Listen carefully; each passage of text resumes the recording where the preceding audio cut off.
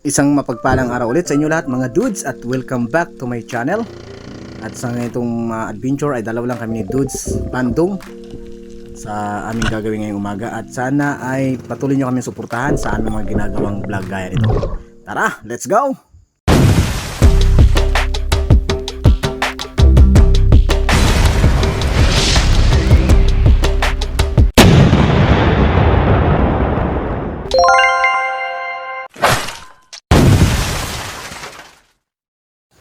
At ayun, dahil busy ang aming ibang mga kasama, kami lang muna ni Dudes Dongdong ang lumabas sa araw na ito. At dito lang kami sa may banda sa may Jury Island.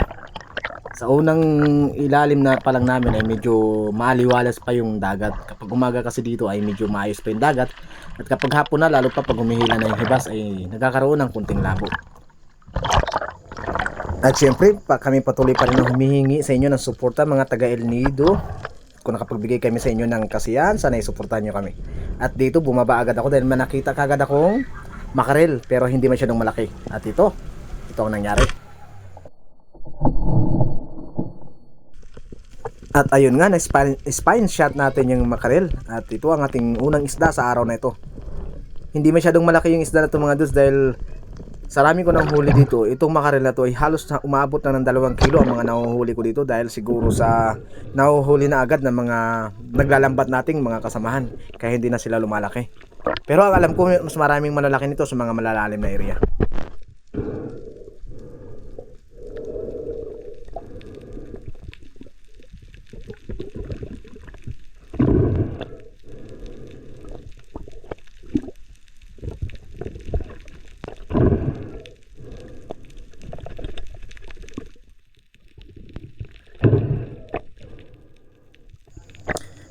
Sa mga nagtatanong kung anong pinaka the best na luto dito, syempre walang iba.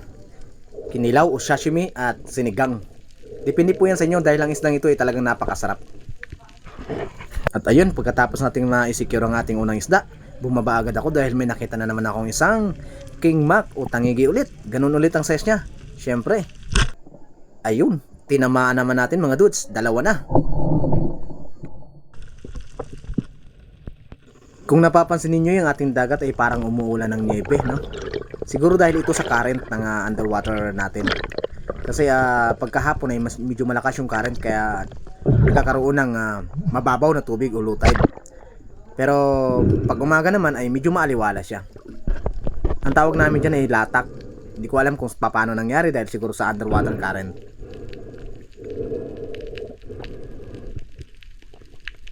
Pero ganun pa man ay patuloy pa rin tayong paghahanap ng blessing, no? Nabigay sa atin ng Puong May Kapal. Ika nga nandiyan lang yung blessing, ang kailangan mo lang gawin ay magtiyaga at maghanap. So ang ating ginagawa na ito ay ating pagpapamana ay kasama na ang ating pagbibinta ng isda sa ating munting talipapa. At ito ang ating pangalawang isda sa araw nito, another King Mac o tangigi. Ito naman mga dudes, sayang pagkakataon itong huli ko na to ay hindi ko na videohan dahil sa sobrang excited ko. First time ko pa naman maka-unlock ng tinatawag nating kanglay o Maori Seaperts. Pero kahit hindi ko na videohan ay nagpapasalamat pa rin ako sa Puong May Kapal dahil naka-unlock tayo ng Maori Seaperts. Masyadong matalino yung isda na ito mga dudes. Kapag nakita ka nito ay agad pumapasok sa butas. Pero kung gagapangin mo siya ay mahuhuli mo. Kaya nga lang hindi ko na-open ang aking GoPro. Yun lang ang aking pagkakamali. Pero ganun pa man, salamat pa rin. Ito mga dudes, habang pababa ako ay kinakalabit-kalabit ko yung guma para makapag-create siya ng sounds na kung saan ay makaka-attract tayo ng mga isda. At hindi nga tayo nabigo dahil may mga lumapit na iba't ibang uri ng isda kagaya nito. Ayun, may mga lumapit na mga iba't ibang uri ng isda kagaya ng tulingan at badlon. Grupo ng tulingan at badlon. Sa pagkakataong ito, kailangan mo mamili mga dudes, otherwise hindi ka makakapana. Gusto ko sanang tirahin yung tulingan pero dito na lang ako nagpuko sa Yellow Dot Trevally. At ayun, nahuli naman natin. Marami ng beses na nangyari sa akin yung mga ganyang pagkakataon na halos naghahanap ako ng ido-double shot ko dahil sa dami nila pero ang nangyari ay kahit isa, wala akong nahuli. Kaya naman sa mga pagkakataong ganyan ay kailangan nyo agad mag-focus sa isa. Hindi nyo kailangan maghanap ng tamang pagkakataon dahil ang isda ay dadalaw lamang sa'yo at aalis, dadalaw at aalis hanggang sa hindi na bumalik. Kaya kung may pagkakataon ka, tumira ka na. Baka tirahin pa ng iba.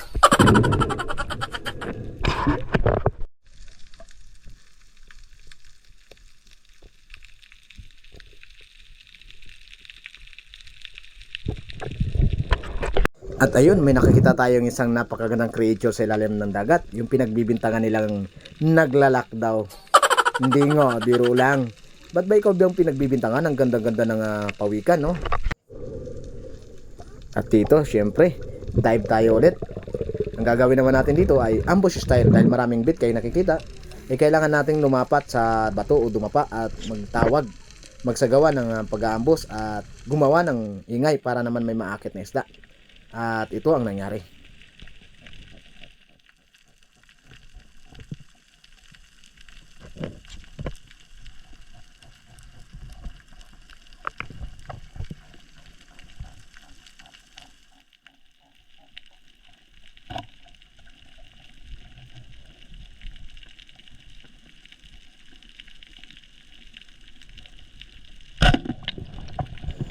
Ayun, isang surahan ang lumapit kaya tinamaan naman natin yan.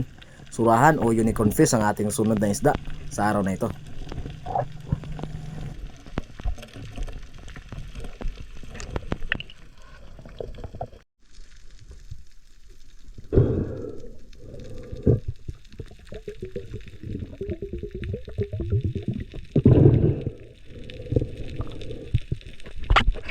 Ang El Nido ay pinaka-the best spot o tourist attraction ng buong mundo. Kaya lagi namin sinasabi sa inyo na hindi kami pumupunta doon sa mga area na kung saan ay pinupuntahan ng ating mga turista. Kami ay namamana lamang ayon lamang sa dapat pangulihan ng isda.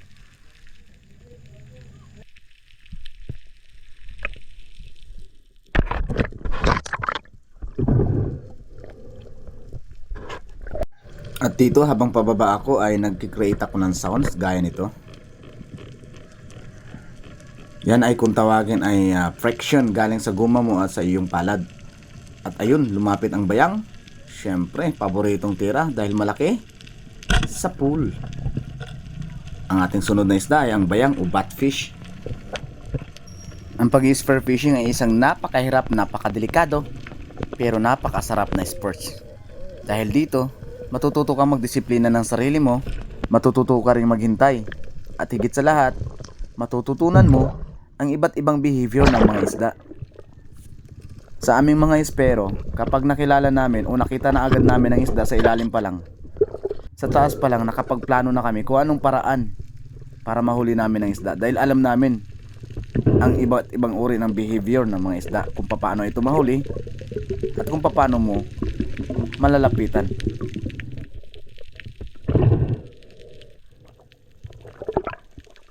Base sa aking pag-aaral, hindi naman endangered species itong bayang. Kaya pag nakakakita ako nito, kumukuha talaga ako. Dahil dito sa amin, kapag may bayang akong tinda, halos ito ang naunang bilhin. Dahil ayon sa kanila, napakasarap itong isigang at prituhin.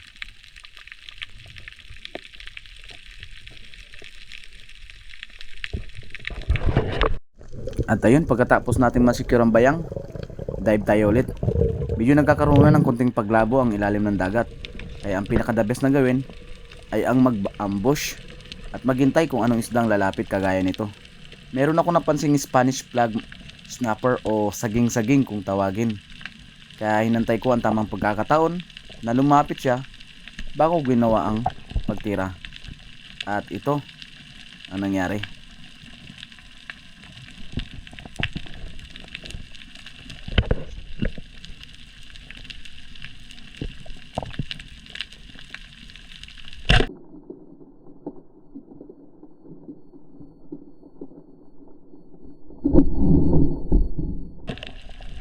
Ayun, tinamaan naman natin yung Spanish flag snapper o saging-saging. Sa mga ganitong labo ay kailangan mo na mag-ambush, pero sa aming mga espero, hindi alintana ang ganitong labo. Ang kailangan lang namin ay makakuha ng isda, may maibenta at may maulam na rin. Ito, habang hinihila ko pataas ang ating snapper, ay may napansin akong maliit sa dulo nito. Hindi ko alam may nadamay palang isda sa pagpana ko nito. Kaya nagkaroon ng double shot. Kaso nga lang, maliit ang isang nahuli. Tingnan nyo mga dudes. Ayun, tinamaan sa dulo. Kawawang isda, maliit ang tinamaan. Dahil siguro habang lumalango yung isda ito ay hindi ko napansin na may mas maliit na isda sa likuran. Kaya nahagip din siya nung napana ko. Pasensya nga lang dahil hindi natin sinasadya.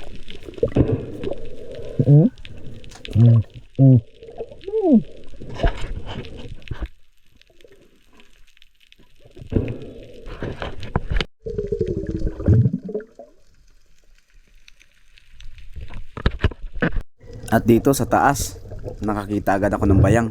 Siyempre dahil alam natin ang behavior ng bayang, kaya madali na lang natin itong mahuhuli. Ayun. Habang pababa mga dudes, kailangan hindi ka magkulit ng matinding paggalaw para hindi mabulabog yung mga isda. Tingnan mo ang bayang. Parang wala lang sa kanya kasi nag-free pull lang ako dyan. Pag nag-free pull ako at walang galaw at naka-aim yung aking pana sa kanya at humingi ng magandang distansya, saka ako ginawa ang pagtira. Kaya successful naman yung ating technique.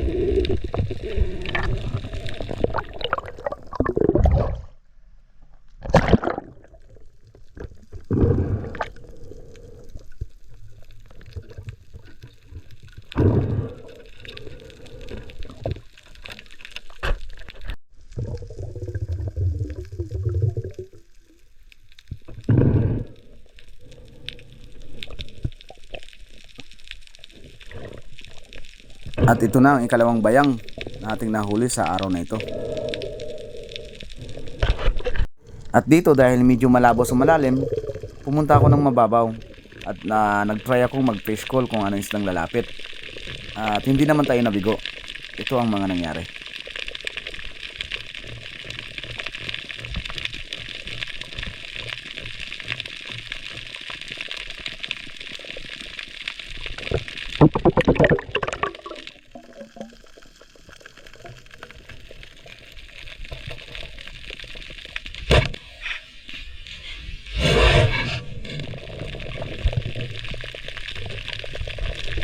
Ayun, nakahuli tayo ng dagdag pambenta kahit dito lang sa mababaw.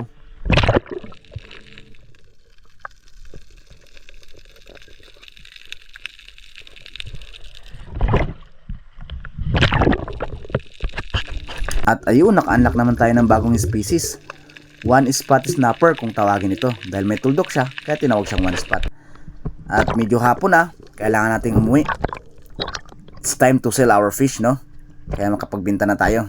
At shout out nga pala kay paring Ernel Ducot ng Barangay Mabini, El Nido, Palawan. Mabuhay ka sir, shout out sa iyo at shout out po sa inyong taga Mabini dyan.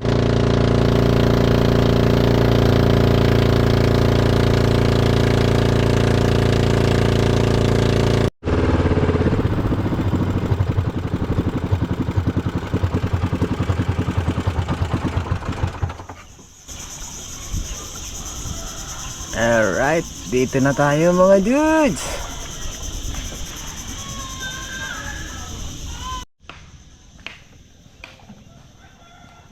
Right.